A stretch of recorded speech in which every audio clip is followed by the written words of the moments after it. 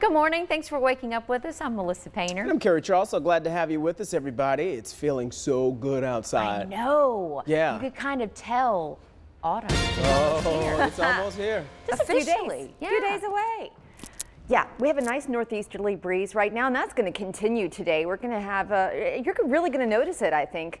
That cool crispness to the air. It'll be between 8 and 12 miles per hour today, which is a pretty good breeze. Right now, it's 7-mile-per-hour winds out of the north with mostly cloudy skies, 68 degrees out at PTI, 70 in Burlington, but most everywhere else is at least in the mid-60s, not low 60s here to the north. Nice morning. Well, and nothing much happening on radar. We do have clouds across the region. Today is going to be like yesterday in that we have mostly cloudy skies through the triad, right here through the middle of the FOX8 viewing area. Cloudier conditions off to the east. Back to the west, you're actually going to have more sunshine to look forward to today because we have this cyclone across our coast that's going to be continuing to kick up the clouds off to the east, but drier weather back here to the west. So here you go. In the triad itself, highs will be near 80 degrees. You may get a splash and dash shower, especially in the eastern counties today, but you'll have more sunshine to the west. And so from Mount Airy down I-77 through Yadkinville, it's going to be warmer there than it will be in the triad. Stay tuned. We're going to talk about how long the very comfortable temperatures will stick around ahead in your full forecast. Emily, thanks. A number of gas stations throughout the Piedmont have been running dry for days, kind of on E. Get it right there. Some have been raising prices, others they are shutting down altogether, and it's all because of the Colonial Pipeline leak. So this is a leak that started earlier this month, limiting fuel supplies in 6 states, including right here at home. There have been countless reports of gas stations raising their prices. Even yesterday, Attorney General Roy Cooper subpoenaed a gas station and a gas wholesaler in Guilford County as part of an investigation into gas price gouging. The Attorney General's office says they've received about 600 reports of price gouging. That's just since last week. Now, if you think you've been a victim of price gouging or you see a station selling gas way overpriced, you have 3 ways to report it. You can log on to the website ncdoj.gov and click on the link to file a complaint. That link takes you to a price gouging complaint form. You can also print the form and mail it in, or if you'd like to just pick up the phone and call, the number you need to know is 1-877-5-NO-SCAM. That's 1-877-566-7226. And Colonial Pipeline now taking action. The company announcing more fuel is on the way. That pipeline says it's delivering gas directly to locations here in the Piedmont Triad. It gathered gasoline from Gulf Coast refineries to be taken to markets throughout this 6-state region. And in response to all of this, Governor McCrory activating our state's emergency response team to work with counties with their fuel needs. In a statement, Governor McCrory says the state government is doing all it can to keep fuel flowing in North Carolina.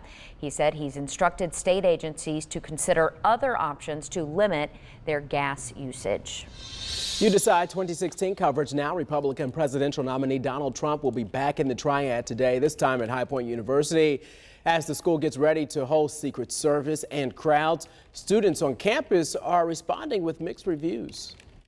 The fact that the man himself who has inspired this hateful and spiteful rhetoric is coming to Millis Gym, that's unacceptable. And I understand that where they're coming from, but I think that it's important for them to understand where people that disagree with them come from. And the only way to do that is by attending these kinds of opportunities. High Point University said it would accept requests from other candidates who may want to speak on campus, as it did with former presidents Bill Clinton and George W. Bush. Now, Trump will speak at High Point's Millis Gym at noon. Doors open at 10 this morning. According to the campaign site, registration for the rally is now closed. Again, the rally's today at noon. Doors open at 10. You can stay up to date with the latest by following our coverage on air and online at myfox8.com.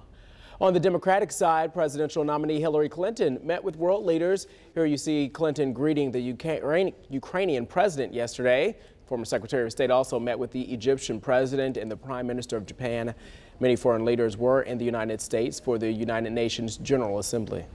A group called Mothers of the Movement campaigning in the Piedmont for Hillary Clinton. That group is made up of mothers whose children were shot and killed by law enforcement officers. Among the group, the mothers of Eric Gardner and also Sandra Bland. They spoke at a Black Men's Roundtable discussion at North Carolina A&T yesterday, touching on important topics like Clinton's plans to reform our country's criminal justice system. I have a personal relationship with Hillary because she sat down with about 15 mothers and asked, she knew all of our stories, but she asked us, how could she help us? How could, what do we think should be done to help us? And Mothers Again for the Movement holding several events across the state. This afternoon, they'll actually be speaking at a community roundtable in Charlotte.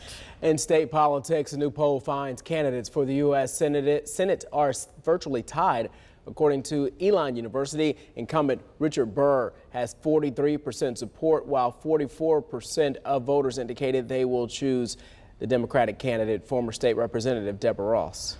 And another Elon University poll sheds light on views about North Carolina's House Bill 2. The poll found a majority of people do believe that our state's national reputation has been hurt because of HB 2. About 60% of people responding to the poll said North Carolina's reputation is now worse, while 11% said it's better.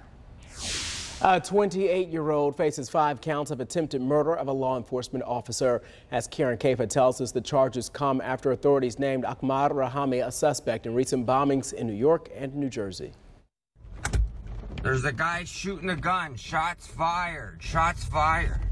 A New Jersey resident capturing the moments right before Ahmaud Khan Rahami would get into a shootout with police. Rahami is seen walking towards police while pointing a gun. Moments later, shots ring out. On Monday morning, the NYPD and FBI released a photo of Rahami and asked the public for help in finding him. In a matter of hours, he was in custody after a shootout with police.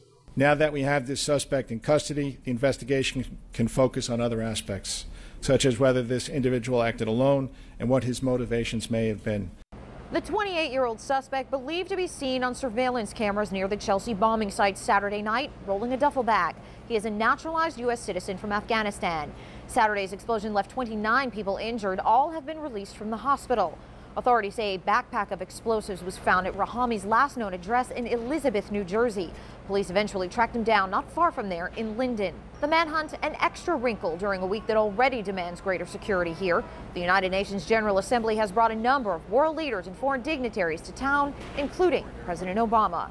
I, in particular, want to give a heartfelt thanks to the New Jersey police officers.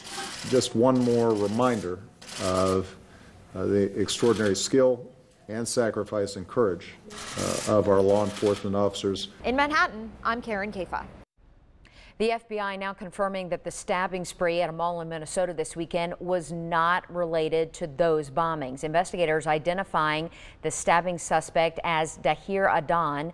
They say he walked into the mall wearing a security uniform, then attacked 9 people with a kitchen knife. An off-duty officer shot and killed the suspect. The FBI is investigating this as an act of terrorism.